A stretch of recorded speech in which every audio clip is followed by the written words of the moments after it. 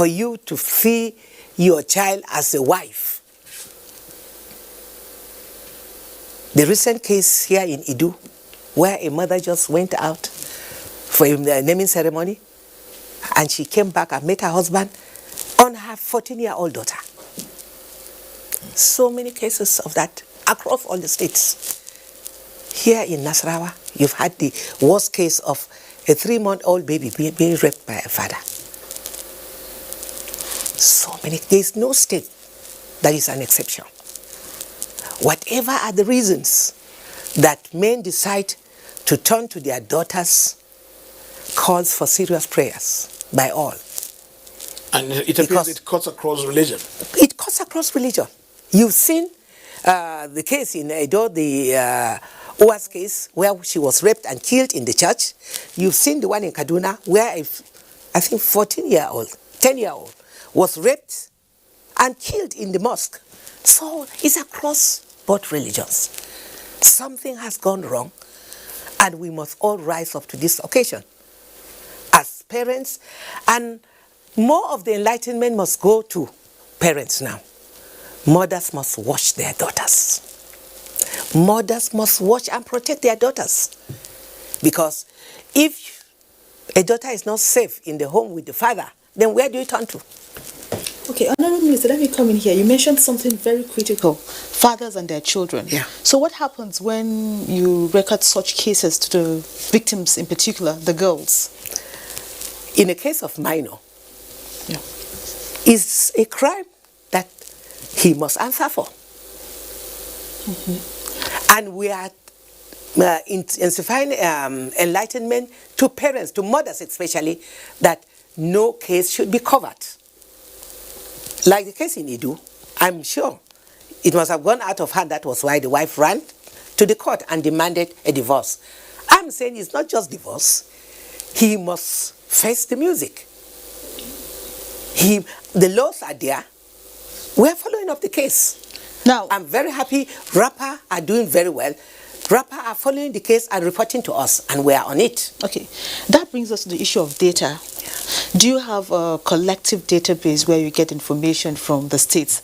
I know the last time you had a virtual meeting with State Commissioners of Women Affairs. Yes. What's the outcome of that meeting? Yes, we are getting reports from all states. We've launched the national database where all the NGOs and international organizations report. Okay. So we are collecting the data, and we are working closely with our civil society organizations, international partners, and the states.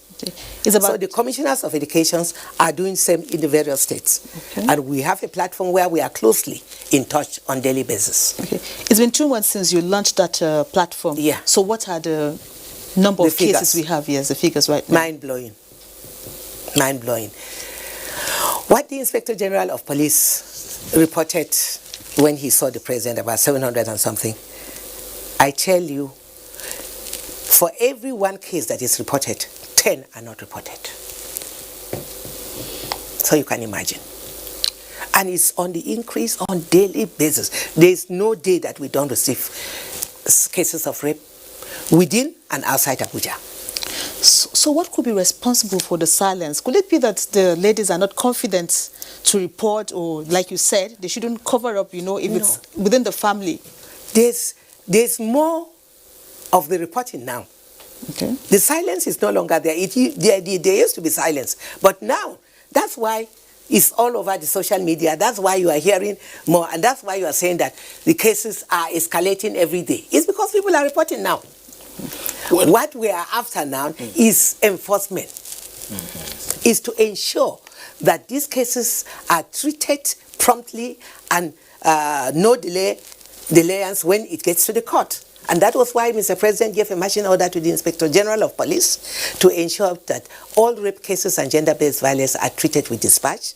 He has also directed the Attorney General to put in place an interministerial committee and to ensure that our courts treat such cases with dispatch. Well, But there are observations from certain quarters on the effectiveness of existing laws. In my introduction, I made allusions to the fact that the penal code and the criminal code are the enactments now that appear to be there for the conviction and punishment of infractions such as this. But in this situation now that you have rape now being redefined, in the sense that because of the new types of rapes that are coming out, the laws appear not very, very appropriate. What will you do to that, since now you said the attention should be on conviction? Well, we have the VAPT Act, which is clear in handling such cases. The least is life imprisonment. But our problem now is lack of domesticating this VAPT Act in the various states. For Abuja, it's already in place. What is VAPT, Honorable Minister? Explain to us. Okay. It's violence against prohibited acts. This act deals with all cases of rape and gender-based violence. But the problem is the states have not domesticated the VAPT Act. The same thing with the Child's Right Act. Most states, we still have 10 states in the north. I'm happy that the south and the southeast, the south and the southwest they've all domesticated it. Our problem now lies in the north. And I am appealing to all our governors. They know themselves. I don't want to mention the states now, but we've written them. And we are still appealing to them to ensure that they domesticate this Child's Right Act and the VAPT Act so that it will be the instrument for the courts to How many states now have domesticated the VAPT Act? The VAPT Act so far, 9. In the whole country, out of 36? In the whole country, yes. And then the Child Rights Act? The Child's Right Act, we have 10 that have not. 10 out of 20, out of 36. 36. So it's still not good enough. What are they telling you? Because you must have had interactions with the governors, with the first ladies of states, and with NGOs and other support organizations. What are they telling you are responsible for this lack of domestication? The issues in the north, you know it. No, I don't know. You know it. You know it. We are still appealing to them. Cultural, religious. It's just like what we are battling with the Almajiri issues. And early marriage. These, like the Child's Right Act, if it is domesticated, the girl child education will be properly addressed. Because every child is entitled to be educated. And the president has said it over and over that every Nigerian child is entitled to be educated. And the girl child is entitled to be in school, retained up to completion, at least senior secondary school before marriage. If we are able to retain these girls up to senior secondary school, at least they'll be about 18 or more. But these are all spelled out in the Child's Right Act. But you know the problems we are having in the north. But I believe there are some governors that are already setting a clear example. I must commend the governor of Kaduna State. He stands out. He's doing very well. Particularly on the cases of these rape issues, he has made a clear and categorical statement that he will not live in Kaduna with a rapist. So if such examples are shown, he has amended the laws. I pray that all other governors will key in. Ekiti is doing very well. He's the chairman of the Governors Forum. He's setting a pace. He's leading by example. And I believe that we will see a lot of changes in most of the states. My state, he's doing very well. He has put in place, so at least charity begins at home. My governor has domesticated the Child's Right Act. You mean the Plateau State The governor? Plateau State governor, yes. So we want more of it. Okay. For the rape cases and gender-based violence, Ekiti, Lagos, Kaduna, they are doing exceptionally well. If you say and there Kaduna, is no state that is exempted from this crime. if you say Kaduna State is stood out or Yes. standing out, In the north, yes. do you support the governor's stand on what he was reported to have said about the fact that the weapons of rape should be cut off? Very well. If a man can say that, he knows why he said that. He is truly a father, and it's just to set an example. If that is done, it will serve as a deterrent. Well, it's not provided for in law. So are you going to seek for a legislation The law has amendment? he has amended the law. Oh, I see. And he has the right to amend the law. Okay, but what are you recommending? The members have agreed. So the law is meant for man. Okay, but Honorable Minister, what are you recommending in your ministry as the punishment for such acts? What is your recommendation? What kind of punishment do you want? What are you pushing for? Why am I commending the governor of Kaduna State? It's clear. So it's the cutting off your tail. Because I know 2 years back there was a rally. Incarceration, Yes. life imprisonment. Okay. If that is done, and swiftly, it will stem down the tide. Because no man would want to find himself in that position. If that is done, 1, 2, 3 cases, I'm telling you, this case will change. You saw what the honorable member said, and he meant it. No, Honorable Minister, let's get your thoughts on this. There are some groups of civil society organizations advocating for a reclassification of rapes to, for example, lustful rape, inciteful rape, and ritual rape, to kind of accommodate the emerging new cases. Because you find out that in the penal code and even the criminal code, it just says rape between a man, or rather a man raping a woman, and that's it. It does not provide for the different 3 months old classifications. baby or whatever. The punishment for minors should be worse, because the minors is vulnerable. It's a child. So these laws must be amended to suit the crime. What of the punishment for persons who rape older women, very old women? I mean, it's the same punishment with minors. Minor. Because it is equivalent to murder. It's equivalent to murder. Because most of those old women or babies might hardly survive. Okay. So what it means is the ministry must come in here to begin a process to amend the penal code and the criminal code. And then if yes, when have you begun the process? What are you telling the National Assembly, for example? What are you telling the Attorney General? Have you brought in a kind of private member's bill to effect such amendments? Thank you very much. It is not our responsibility to amend the laws, but the process. I took a memo to the Federal Executive Council that led to the President directing the Attorney General to set up the interministerial committee. And he is the one that handles the judiciary. So it is the responsibility of the Attorney General, and he is doing it. The same thing with the legislature. They are already working on amending the laws.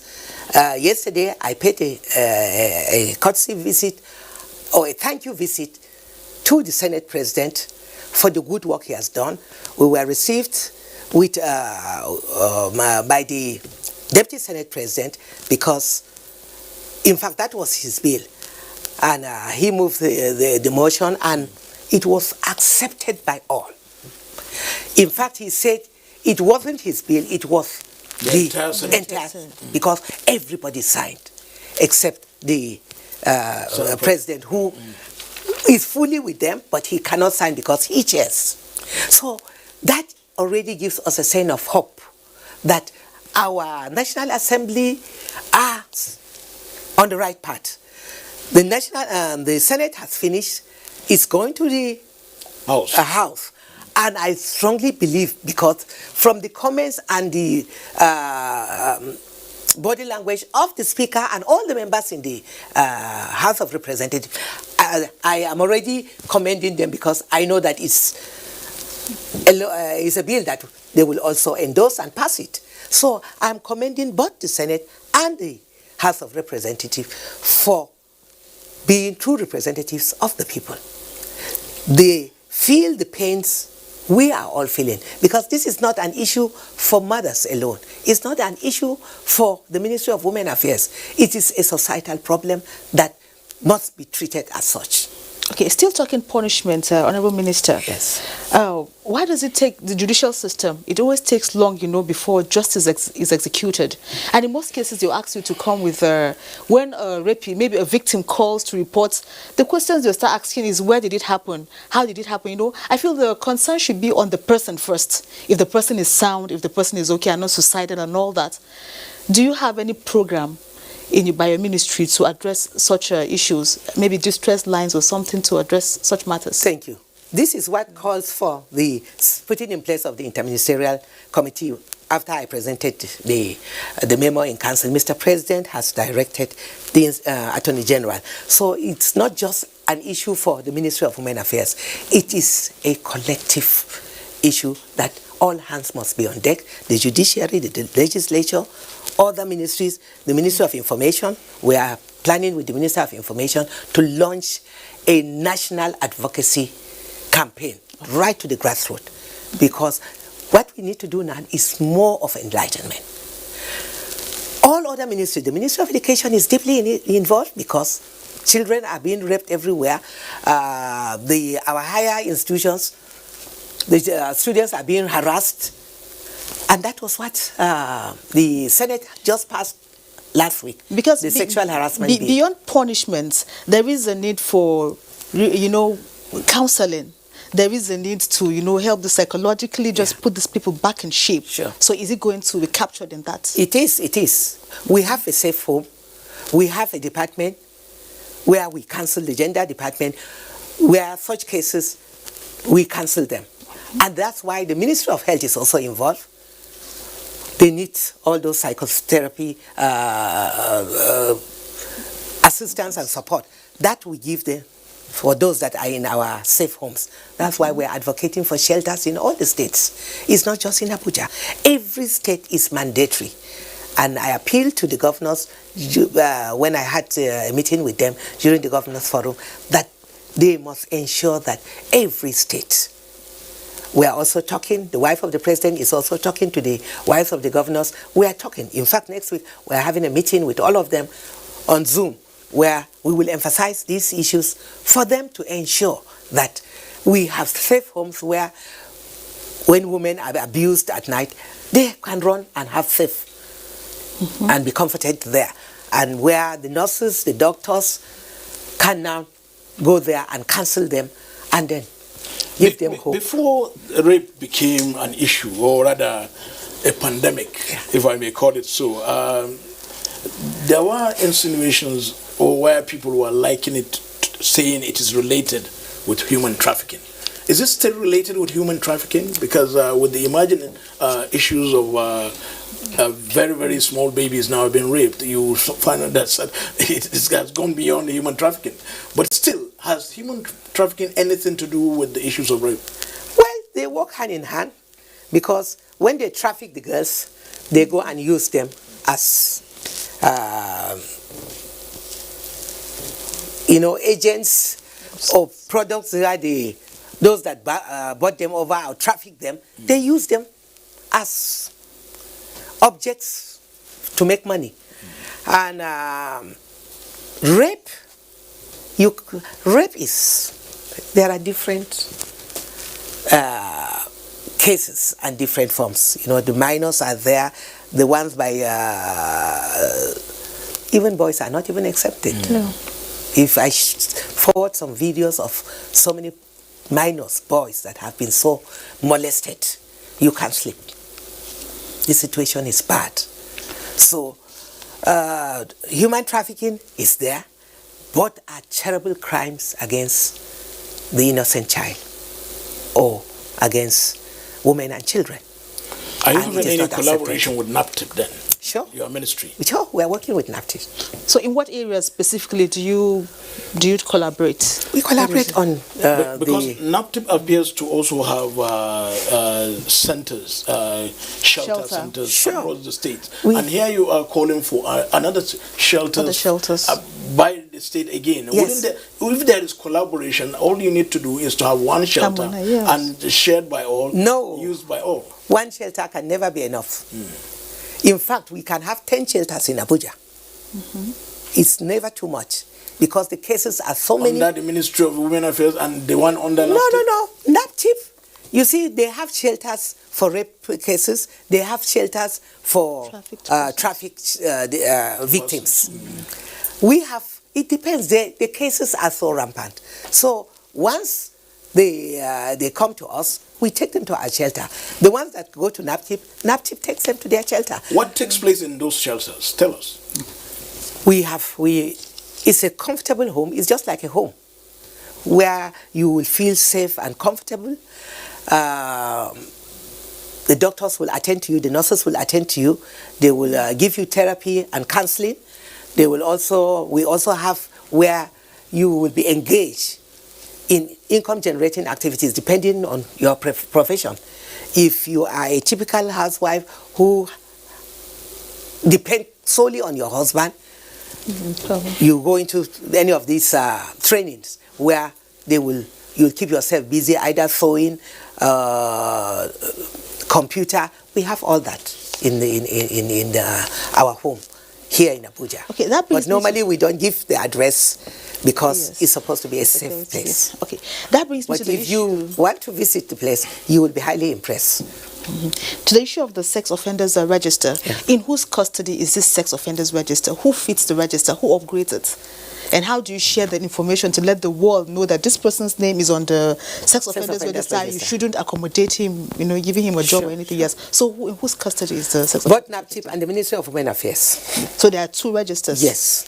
Okay, how do they operate? They operate because these registers, and all the states, they have, all the states, Ekiti, they were the first to launch the sex offenders register. Lagos have also launched, and we're appealing that every state should launch it, where the victims will be shamed, their pictures will be displayed, the community, and nobody wants to be identified as a rapist.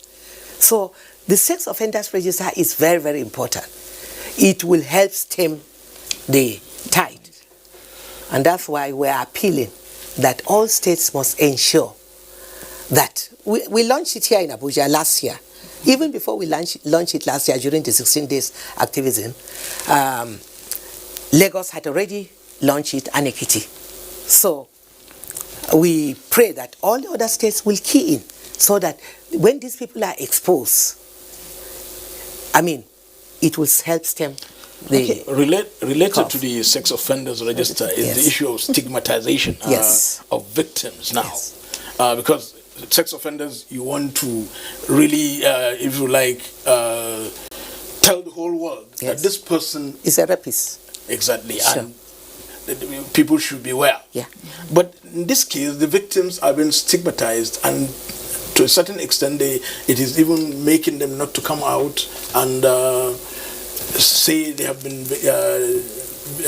either molested or what have you. The sex offenders register is not to shame the victim, but is to shame the perpetrator. So it is the offender that will be shamed, and that is what we want to achieve. But the society appears to be stigmatizing the victim now.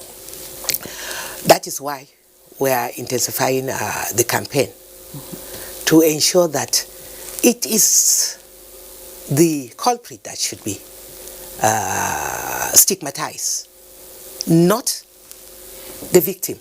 Because if we keep covering the situation will keep spreading. It's just like within the family. Most mothers, when they find their husband doing that, they keep covering. But you are destroying your child, because that child can never be the same. That child is destroyed mentally, and there's no way you can imagine what goes through the mind of the child that is being raped by a father or a housemate. Some drivers, even while taking children to school. So there are so many measures where parents must closely watch and monitor their children, because you don't just trust anybody you employ. Even if the person has stayed that long, human beings are terrible. People have different faces. Somebody can pretend to you that he's so loyal, he's so honest, but what he will do behind you. That's why those that can afford it should put cameras. If you are at work, you should be able to know what is happening in your home. If it is your husband, you will dictate it when you come back. And in fact, I will appeal to women, when you are fixing those cameras, don't let your husband know. Since most of them are now victims. It's so sad. What if you need the husband to pay? That's why it's important for a woman to be self-sufficient. That is why we're talking about the girl child education. If a woman is educated and she can fend for herself, then you don't depend on the husband. Gone are the days where you sit and expect your husband to buy salt, pepper, and everything in the house. The woman must contribute. And how do you contribute?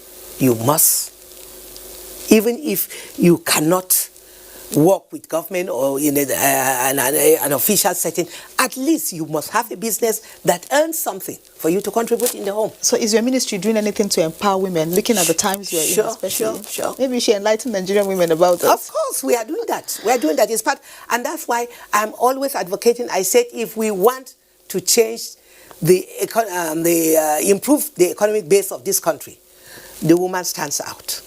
Because empowering the woman is empowering the family, empowering the society, and the nation at large. Empowering the woman has a multiplier effect. Because if a woman is empowered, the family is empowered. She will take care of her children, even the husband.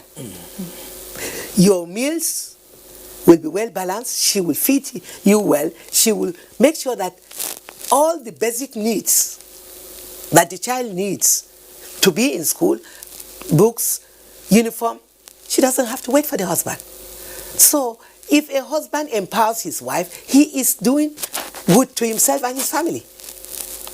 It is only a man that has complex problem that will fight against his wife being empowered. But a man that is truly a man should support his wife, empower her, because if he does that, he can go to sleep. And that's why we appeal to women. Whatever position you hold, whoever you are, you must respect your husband, because he's the head of the family. I don't support any woman because she contributes more in the upkeep of the house, she should look down on her husband. No, I don't support that.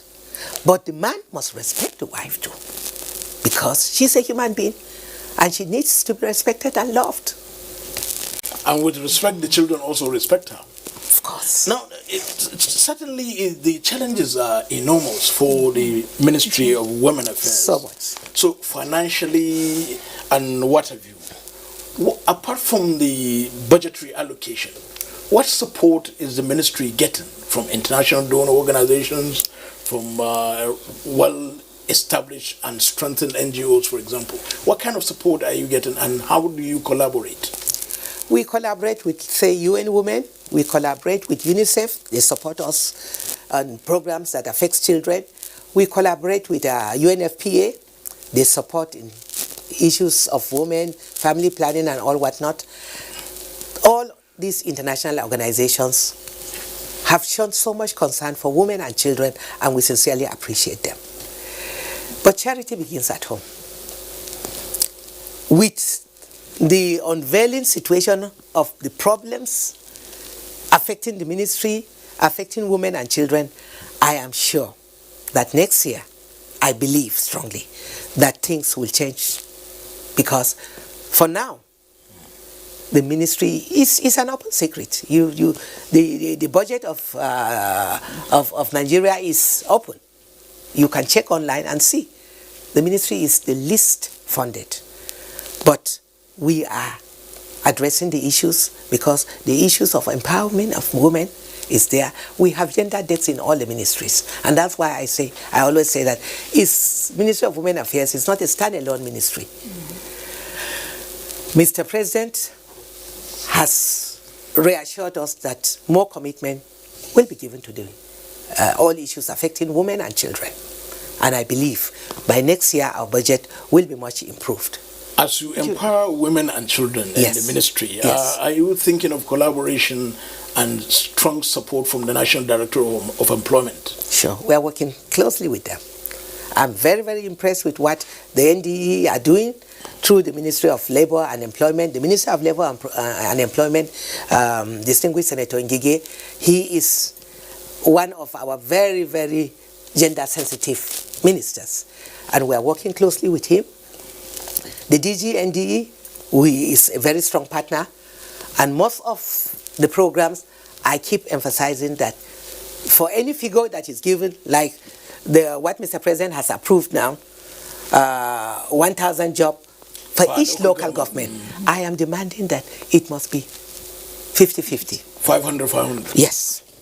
Women, if you are talking of youths, we have youths that are girls and are boys.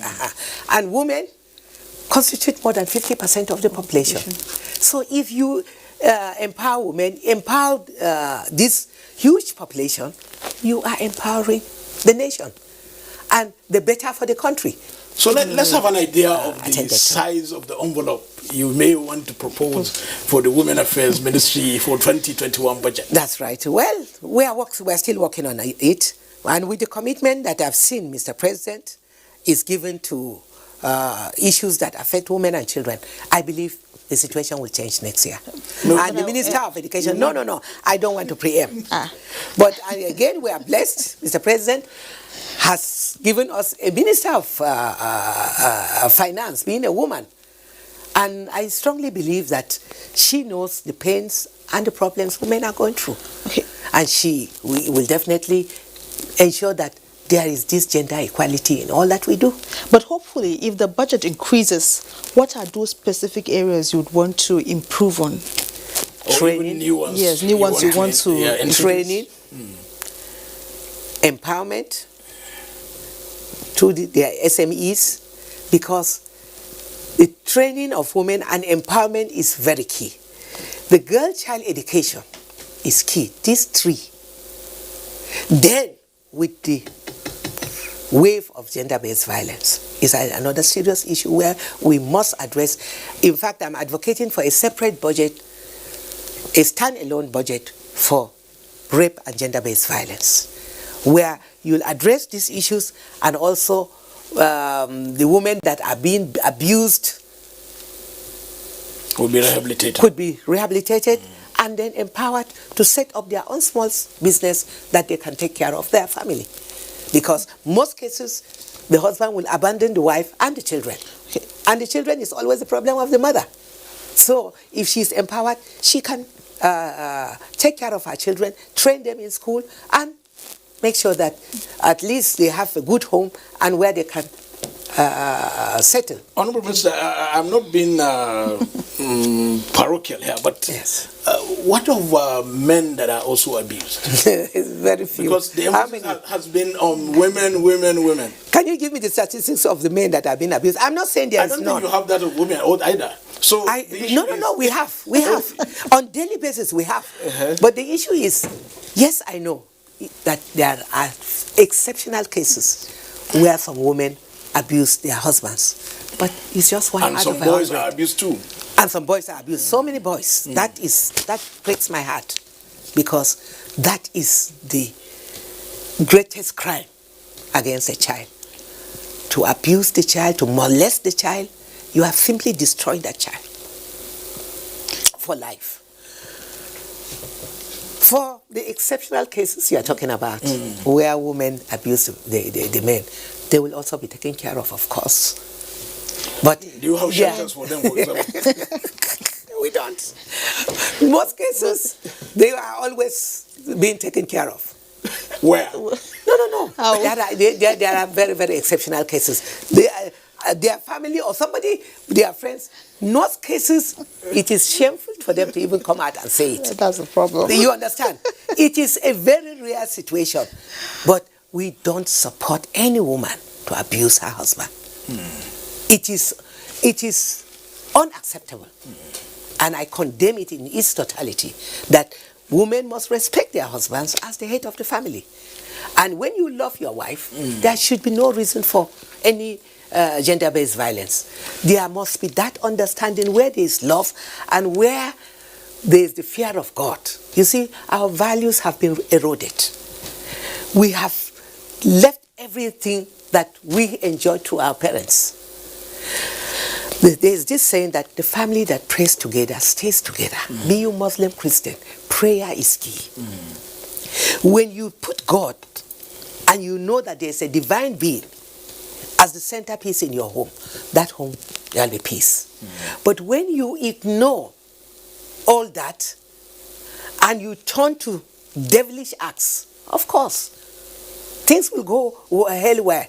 Just for a man to see a wife in a daughter or an object for you to go to bed with, it's unheard of. And a 3-month-old baby. 3-month-old baby.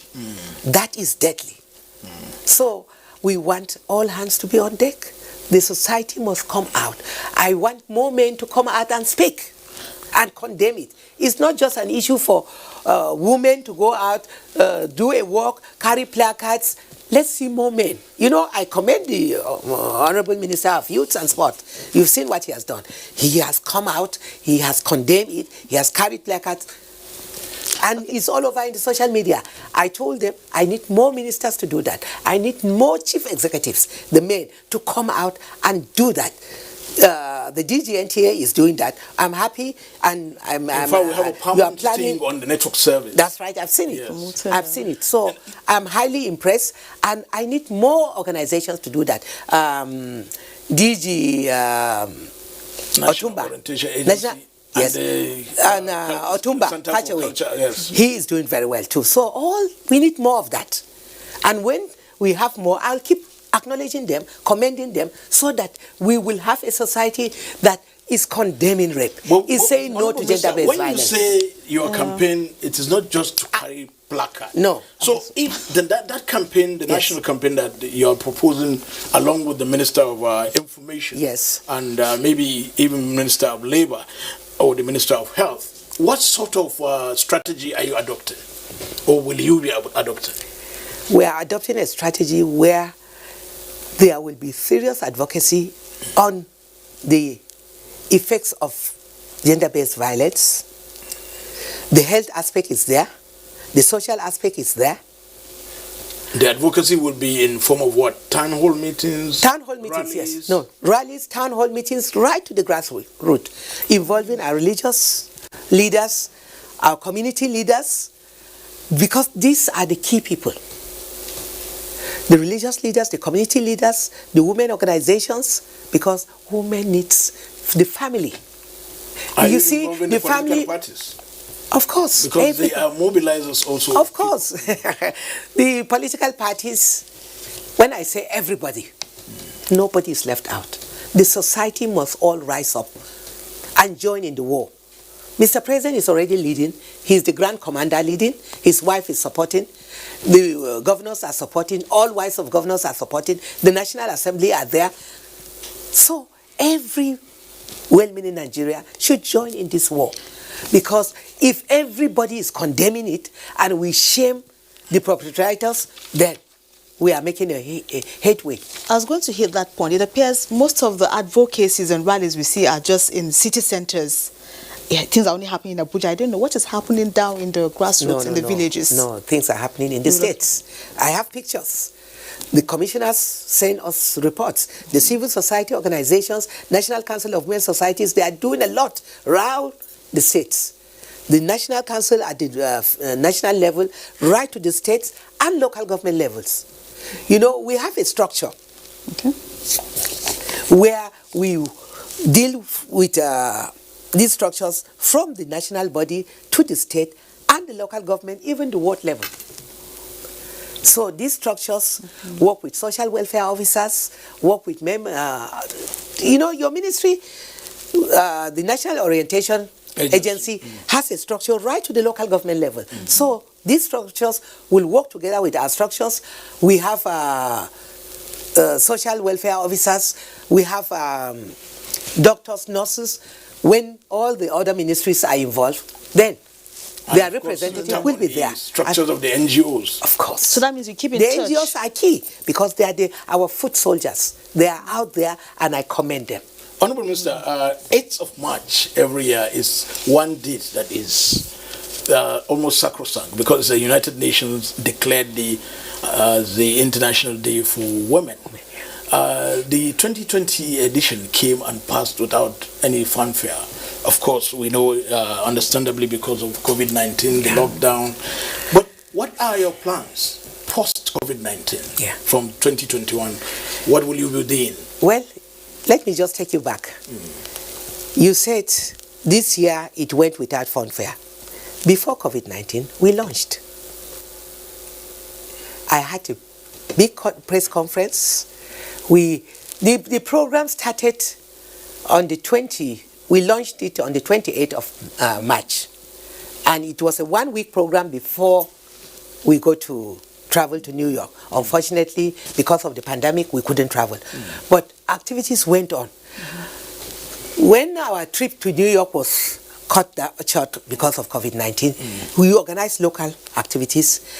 I celebrated women that have women achievers. I paid courtesy calls. We organized a powerful team of women leaders where we moved out. I paid courtesy calls on all the female ministers. I paid courtesy call on the head of service, and we were reaching out to female chief executives when COVID-19 caught up with us. But we will keep celebrating the women that have achieved so much and are making Nigeria proud and are contributing quite a lot to national development. That brings into issue of women in politics. What can you say about the progress that has been achieved from 1999 to date? Because people just point at the number of women legislators in the House of Reps or in the Senate and say that this year so it's decreasing and all that. But in totality, as Minister of Women Affairs, what is the progress report? The progress report, as far as politics is concerned, has not been too good.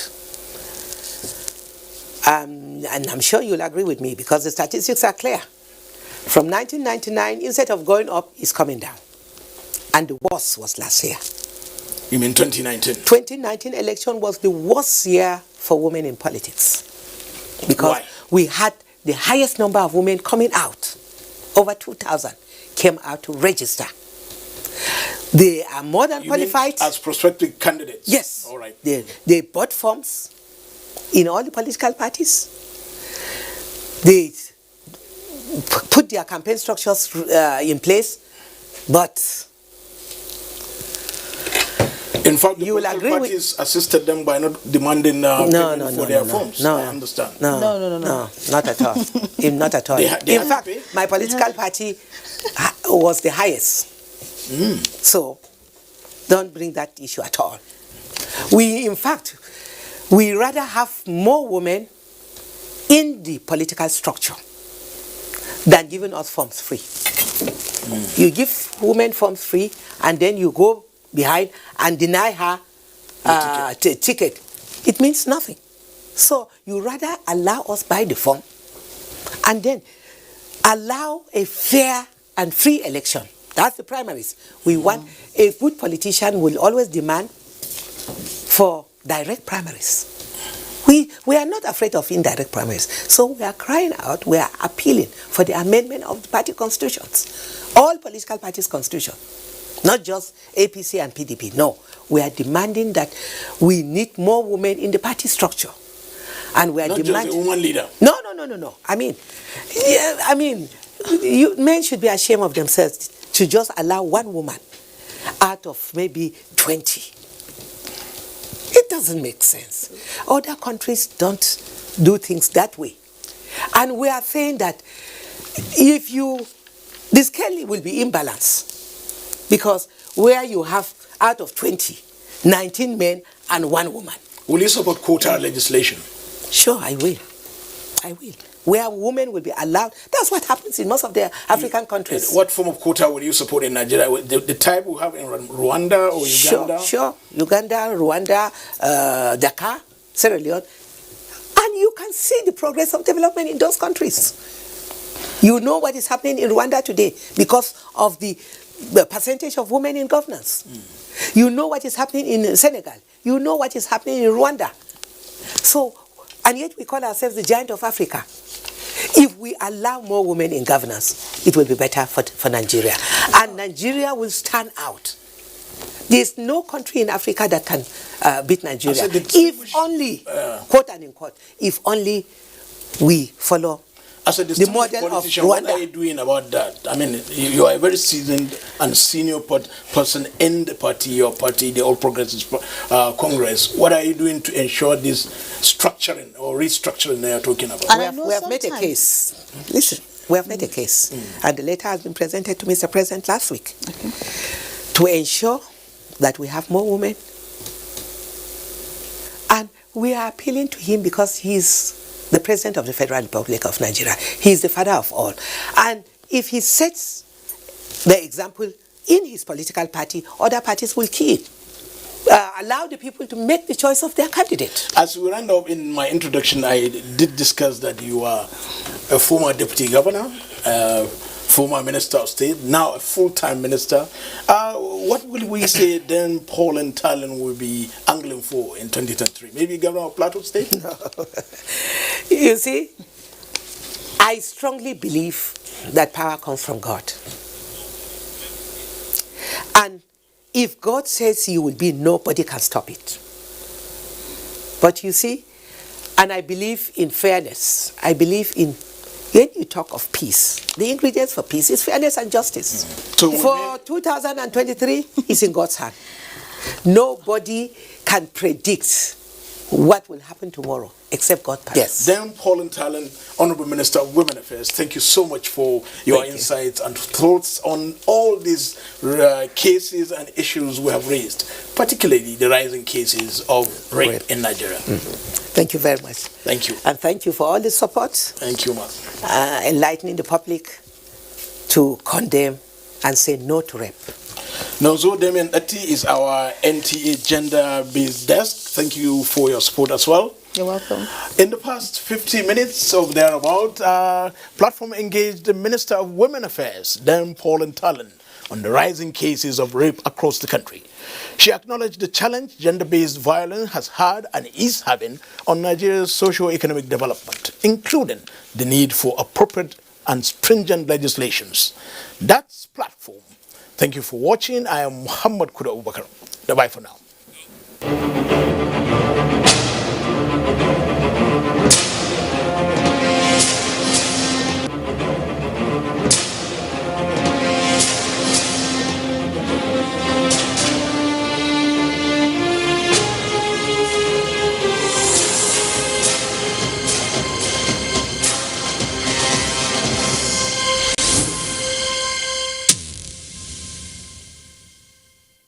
Hello and welcome.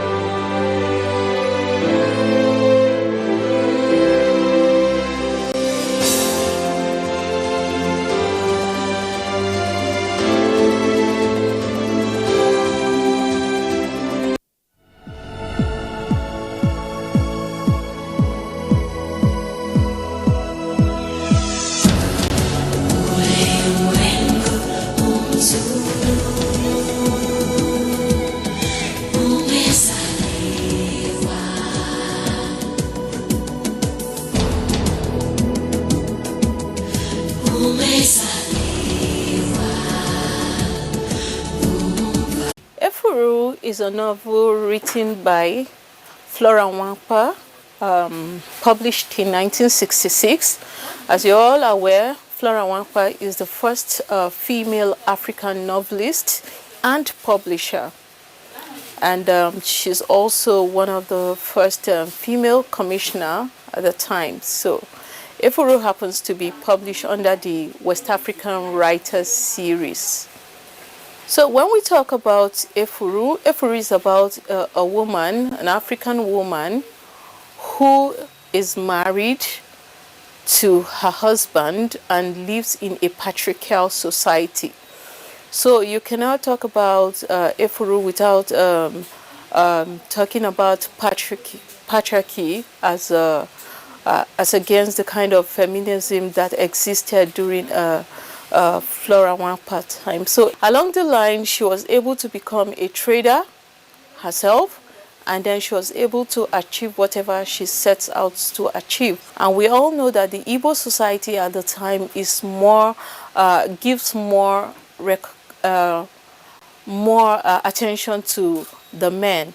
So Efuru was able to change that perspective, that as a woman, really, you can still obey the tradition and go ahead to achieve whatever it is you wanted to. And that is exactly what she did. So one may begin to question her kind of feminism. So I see Flora Nwapa's kind of feminism as that of womanism or modernism, because she was self-reliant. She could go out to sell and to farm. She was that typical trader, and then she was a mother and a wife. So one begins to wonder what happens to today's kind of feminism, where people are talking about that a woman is equal to man. We've always had that consciousness that yes, a woman is there and a man is there. So where you have the king, you always have the queen.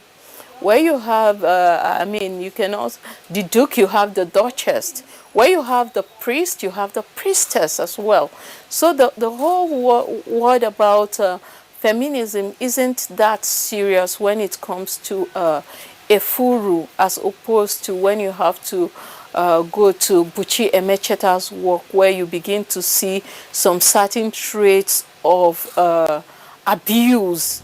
Themes like modernism, selfless love, unity, self-reliance and industry are among the issues that throw up in the text. One of the major themes that Flora Nwapa looked at in the novel is the theme of modernism. So Efuru is an ideal woman who cared for her society, her home. Remember when she couldn't conceive, she had even gone ahead to tell her mother-in-law that they could, and her husband as well, that they could marry a younger woman for her husband, which is something that cannot happen in an ideal today's society because of jealousy. So there wasn't jealousy in Efuru. Rather, what we have is unity. So we have the theme of unity. We have the theme of self-reliance in terms of agricultural traits. She was a typical woman who goes to the market and who goes to fish as well. Flora's language in Efuru is simple, straightforward and flawless. I think this is one of the most talked about thing when it comes to Flora Nwapa's writing. Of course, her language is very simple, straightforward, and a lot of people actually thought that she could have written better.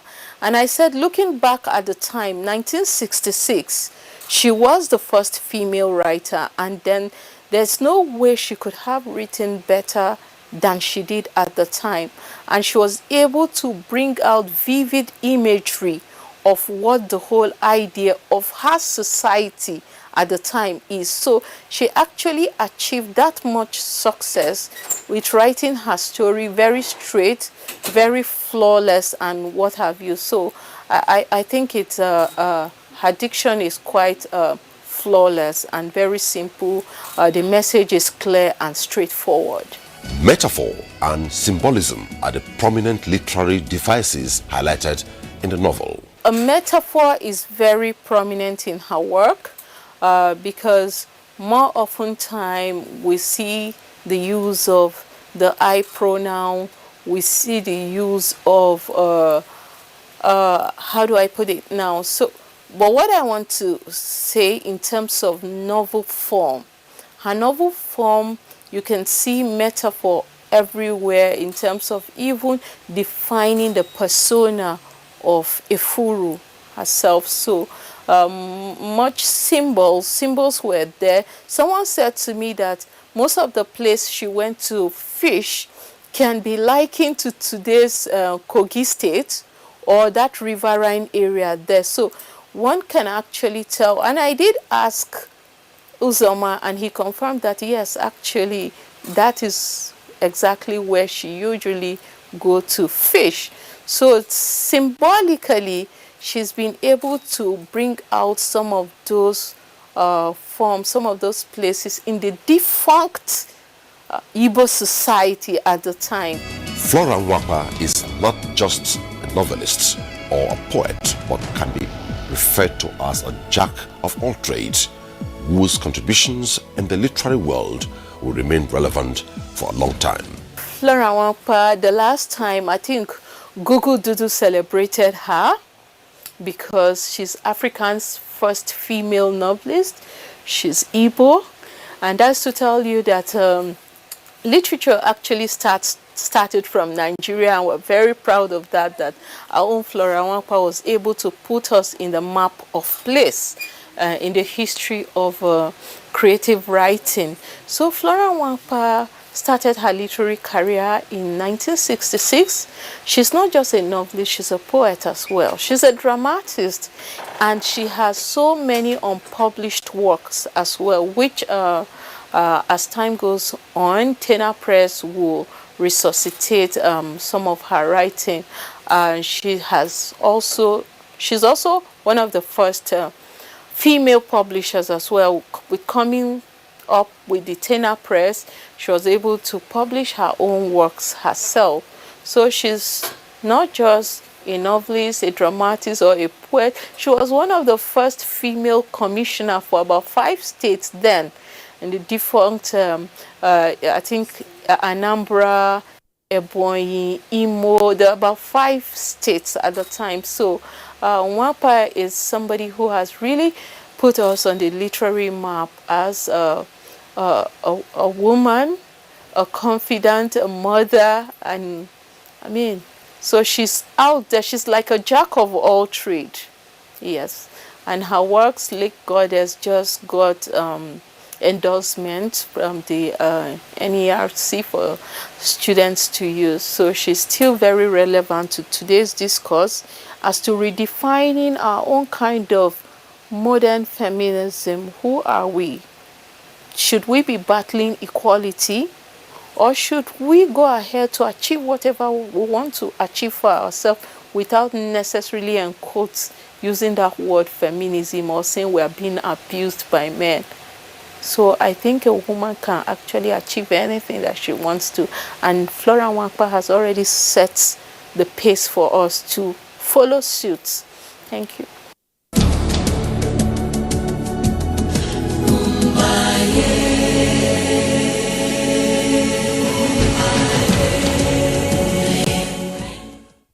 Art's composition today will take another dimension, which is from the author's biological perspective as against her literary produce.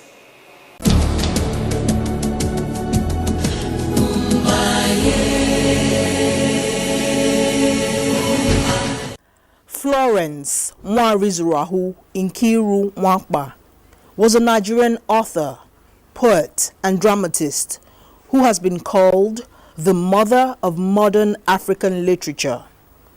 She was the forerunner to a generation of African women writers and was also acknowledged as the first African woman novelist to be published in the English language in Britain. From the perspective of her son, Uzoma Nwakuchi. We get to know about her other roles aside writing and publishing. From a child's perspective, her first son.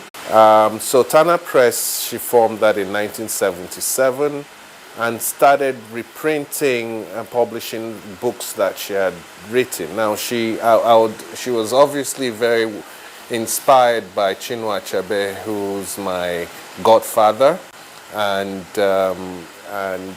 so Chinua Achebe was facilitated, obviously, her Heinemann publishing Efuru for the first time. A lot has been done to keep her legacy alive.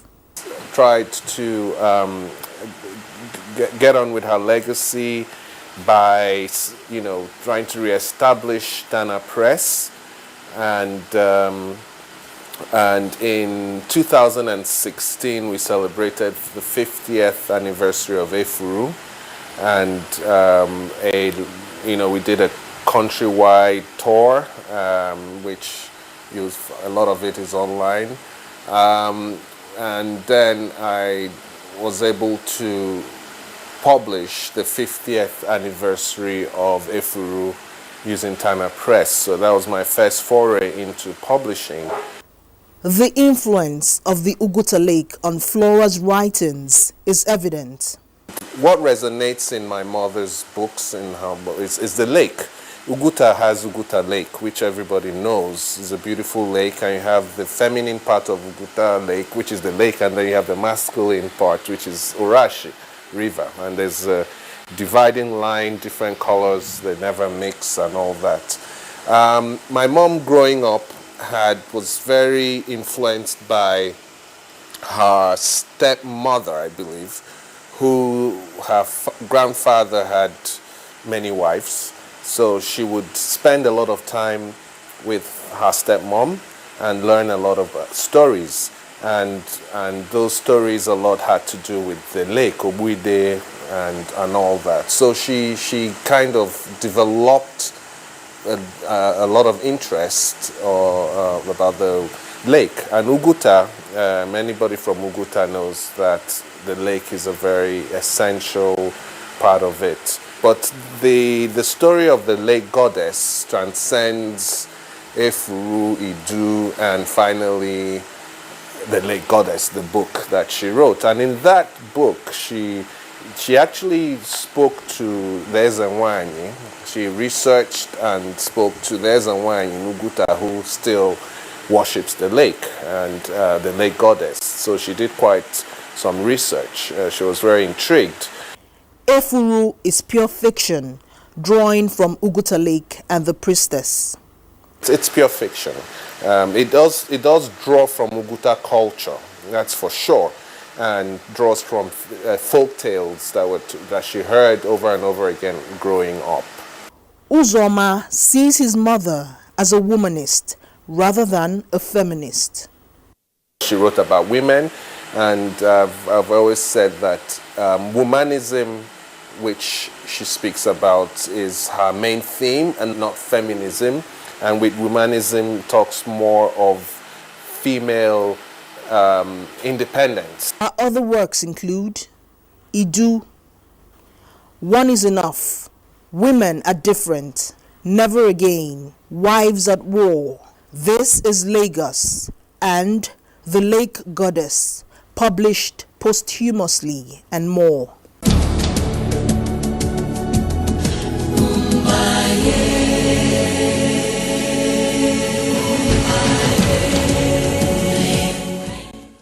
Literary Instrument looks at Oxymoron on this package.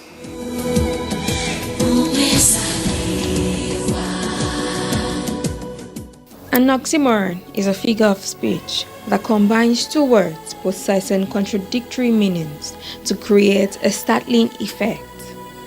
The term itself contains two opposing ideas from the Greek word oxus, meaning sharp, and moranos, meaning dull or stupid.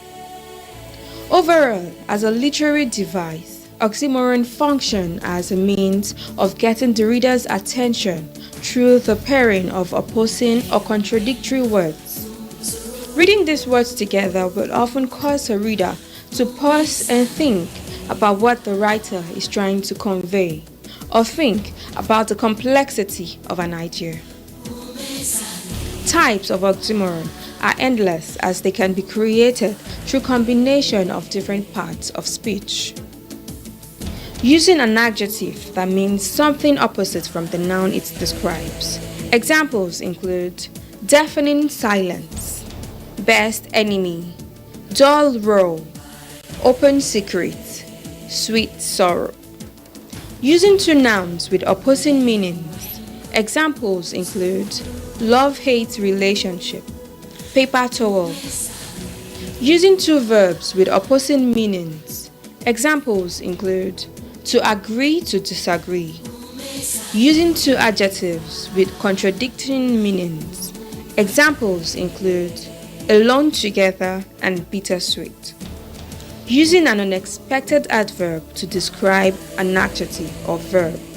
Examples include naturally weird, clearly confused. Suddenly, the room is filled with a deafening silence. The comedian was seriously funny. You are clearly confused by the situation you have found yourself in. Live recording. Student teacher. Blacklist. Oxymorons in literature helps focus the reader's attention to the existence of more than one way of viewing an experience. It adds flavor to everyday speech. It also entertains. Many writers use them to be humorous. It helps to give a dramatic effect in a literary work.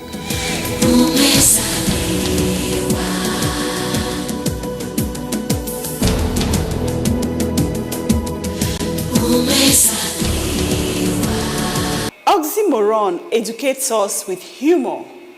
This edition, as usual, will bring you the African wise saying and also urge you to remain peaceful and a productive African. Till next week, remain safe.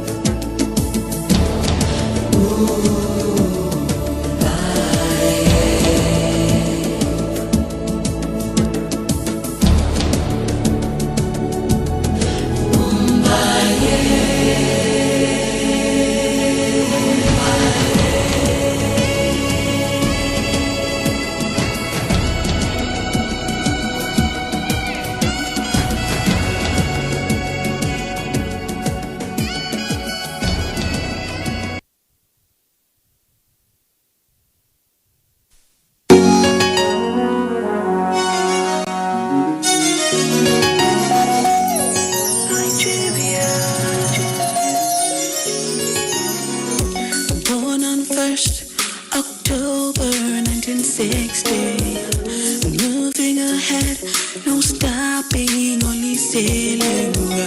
On eagle wings, she soars over mountains, the triumph of Africa. Nigeria, Nigeria, good people, great nation, good and great nation. Nigeria, Nigeria, good people, great nation, remarkable. She is Nigeria, and I believe.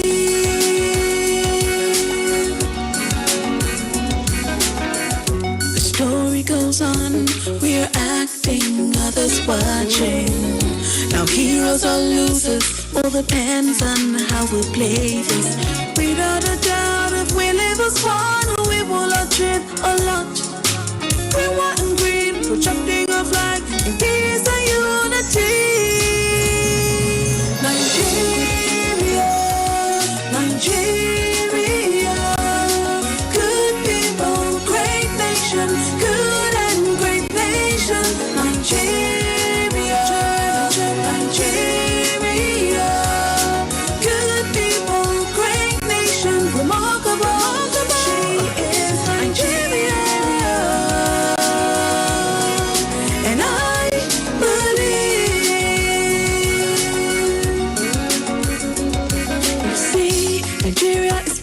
She can be the best. She's got all it takes, yeah, to win the race. Standing as one, even when put to the test. Accomplishing all, yes, we can rule the West. Nigeria, sing. Nigeria is blessed. She can be the best. Yeah, she can be the best. She's got all it takes. She's got all it takes to win the race. Yeah, standing as one, even when put to the test. Accomplishing all, yes, we can rule the West. Come on, yeah.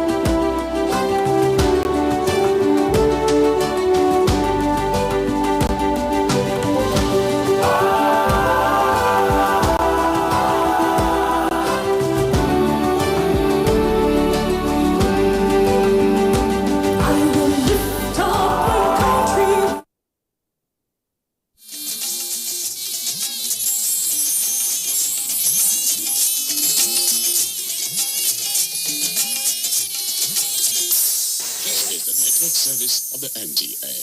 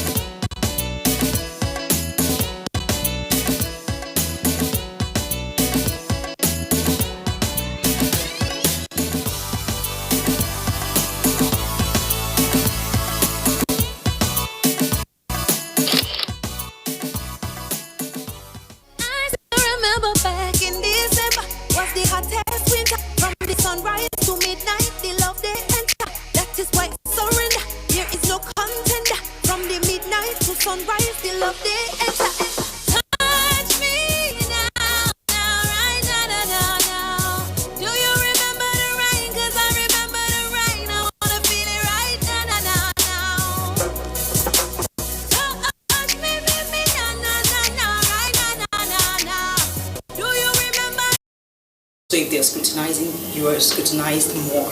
You know, if they're asking questions, you get asked more questions. And then at different times, you just have to keep proving yourself and defining who you were over and over again. When people meet me outside and they're like, oh, you're from Nigeria. Do you live in Nigeria? I'm like, yes, I live. I was born in Nigeria. I live and I work in Nigeria. And some of them, and they're like, oh, the first thing you hear, oh, your English is good, because they expect that maybe English is not our first language. They don't think so good of us. It's more about telling our story. They already know what's negative, so there's no point putting out the negative part anymore. So you just keep telling the positive story. You're not lying. You're just showcasing what you have, which really is what you have. In this age of new media, we can tell our stories through pictures, on our social media pages. You don't have to promote all the negative things happening in your location. Because really, even when you travel abroad, the foreigner would promote the very nice cities and places in their own destination. But really, if you take your time and explore, they also have very rough, and not so, beautiful locations. But you wouldn't see that, in the media. I have explored most of the continents. But there are few places that I really liked, and I'll probably tell you why I liked it and why I would like to see it again. Mexico was one of it. And the reason why Mexico impressed me was because in the news there are lots of very negative stories about, Mexico. But visiting Mexico, it was maybe because I had very low expectations, and then when I went there I was overwhelmed positively. I love Mexico. It's about the people, it's about the food, it's about the music, it's about the culture. There's so much culture. I don't know, there's a way. I visited Cancun and then I loved it. It was like a city. It was a city like a resort. I loved everything about it. I visited Rwanda in 2017. Mostly because not much was heard about tourism in Rwanda because of the genocide that happened in the 90s. But Rwanda is a country that, despite that major setback, they have kind of rebuilt their country. And Rwanda is beautiful. I did a road trip from Kigali to Lake Kivu, which is just maybe north of Kigali. Like on my blog, I write a lot about my state, and I don't exaggerate when I write. It might look like an exaggeration because I am from there, but there's so much beauty down south. And I think south of anywhere, that's where you would find most of the beautiful places. Akwa Ibom, we call it the land of promise. It is a beautiful destination. I had my younger sister got married, and then I had to take some friends and colleagues from Lagos to Uyo. The event was in Uyo, and since we went to that event, I've had different proposals. In fact, we have scheduled our next office retreat to have it in Uyo because of how good the people felt when they came to Akwa Ibom. Akwa Ibom, normally the people are very hospitable, so that's one of the unique, qualities you would find. Most of the people were very hospitable, especially to visitors. And then the state itself is, you will find a lot of serene. It's quiet. It's a place you can truly relax because it's not that the Lagos life that is 24/7 active.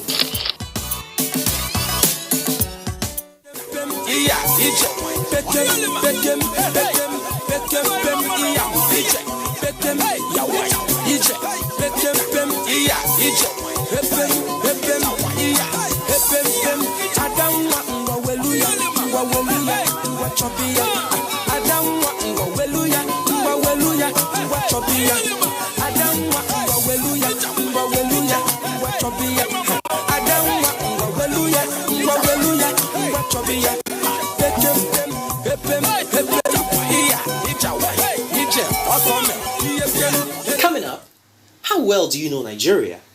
Find out more as we bring the country closer to you, courtesy of Visit Nigeria.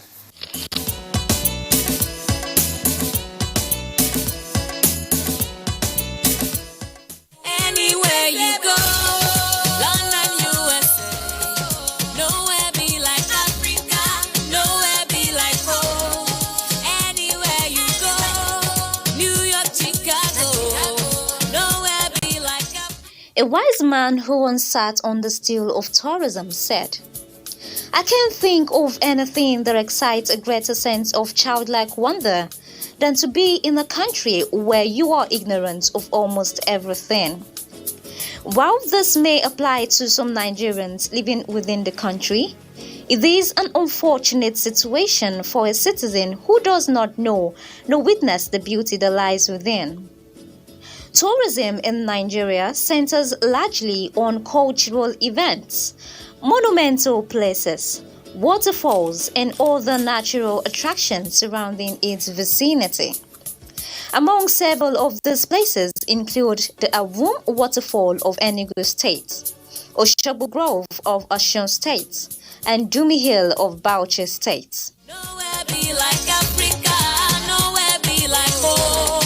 Biko eru ya wayo, wayaka, karibu kiti, utapewa nini, ayayaya weru ya wayo, wayaka. While Awum Waterfall is one of Nigeria's foremost waterfall in eastern Nigeria, it is situated at Amugwe village of Awum town in Udi local government area of Enugu State. On the other hand, Oshogbo Grove, located in Osun State, is one of the last of the sacred forests found within the Yoruba tribe. Before the advent of extensive urbanization, the forest was central forest linking major communities in the land. Osun Oshogbo Sacred Forest is believed to be the abode of many Yoruba gods, the last and which is definitely not the least of several attractions in Nigeria is Dumi Hill of Bauchi State. Dumi Hill is believed to be one of the hills located at the 9 gates of the city. Bauchi Emirates was established in the 19th century. How can understanding come about when it's within the comforts of merely observing? Observation is certainly not enough when one is set to appreciate diversity. Like a friend rightly stated, travel makes one modest. The world is more fantastic than any dream made or paid for in pictures. Travel will make you see the world for the reality it presents, and that will only help one understand better. Nigeria is blessed and beautiful. When you tour around its places, you will experience an inner patriotism and pure love found within. Nowhere be like Africa, nowhere be like home. Biko eru ya wayo, ọmọ adé ọmọ ọba olóòjòkú tí ìlú òjòkú òjòkú mo ṣe mo jalú ọmọ arógun díyàn mo délé mo kí ẹ o adé bọ́lá ọmọ ọba.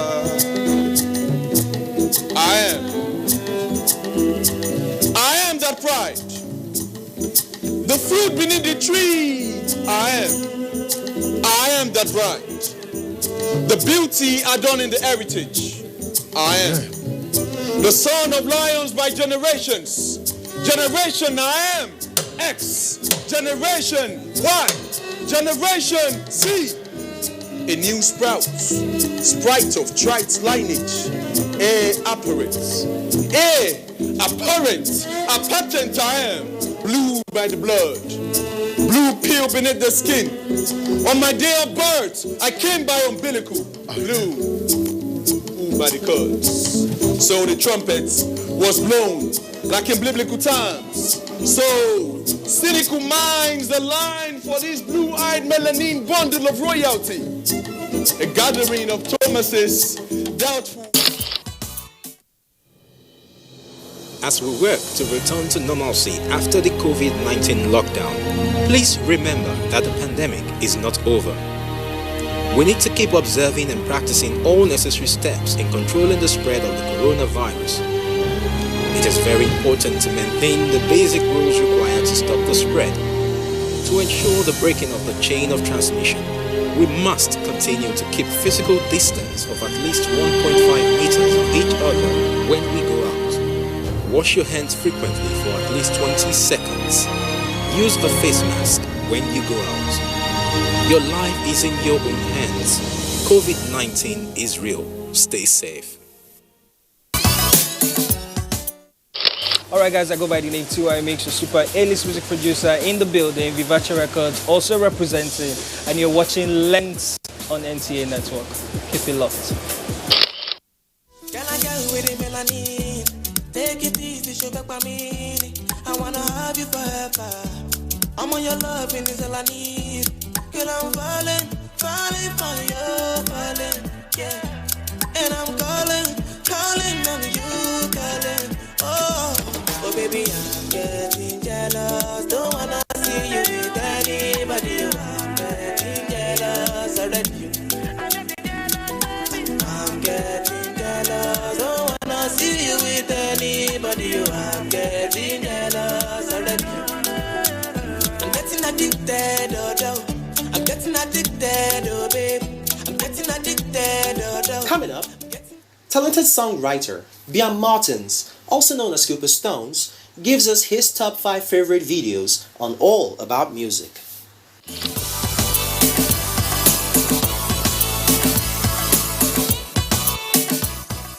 Hello guys, it's your boy Bia Martins, popularly known as Cooper Stones, and I'm a pro songwriter and also the founder of Songbank Inc., a community of songwriters and producers. My top 5 videos for today are: number 5, Tiwa Savage, Dangerous Love.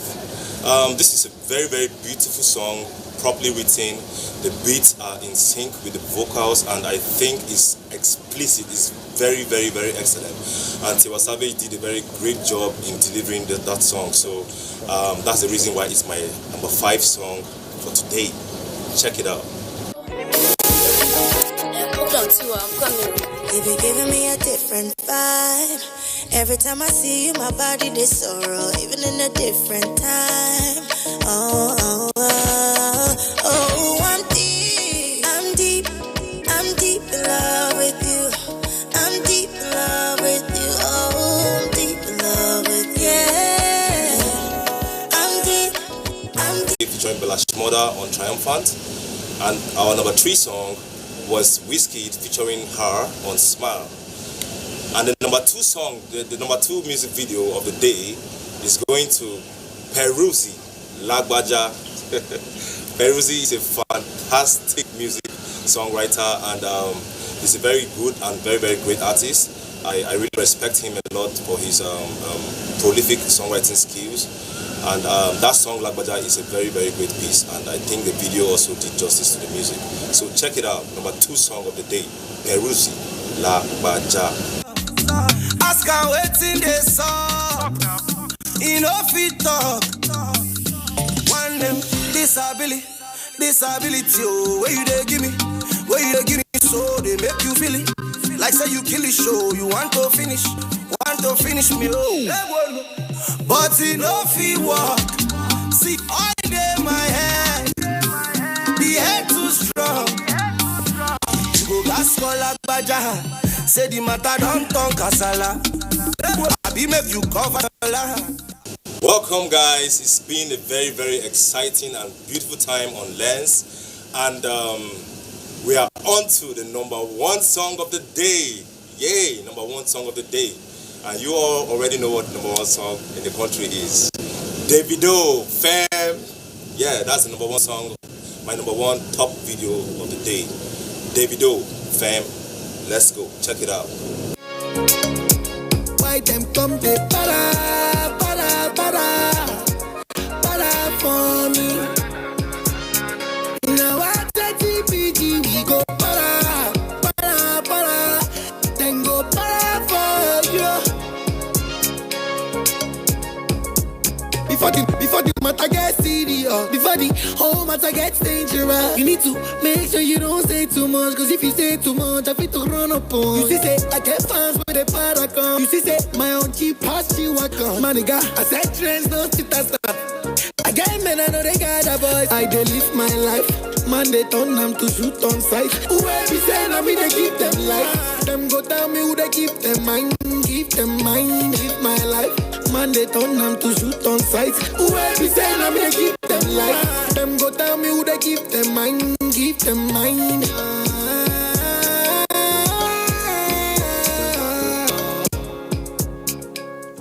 Thank you guys for staying with us. Thank you guys for holding on and not changing that dial. Keep on watching Lens on NTA Network. For me, why everybody got the para for me? Why them come the para for me? Now at the TPG we go para, then go para for you.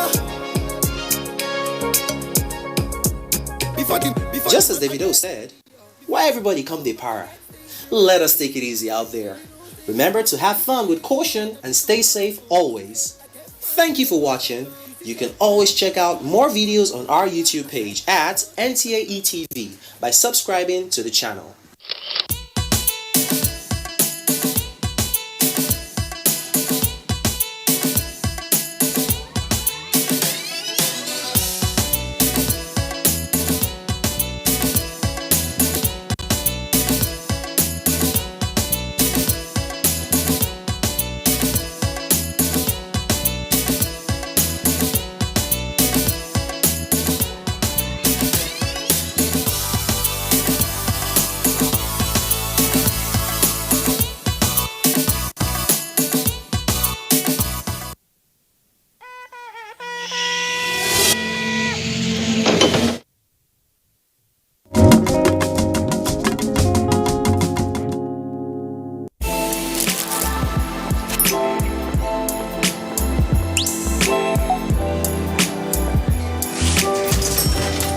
Hey beautiful, your eyes, your smile are all begging me to take you home tonight.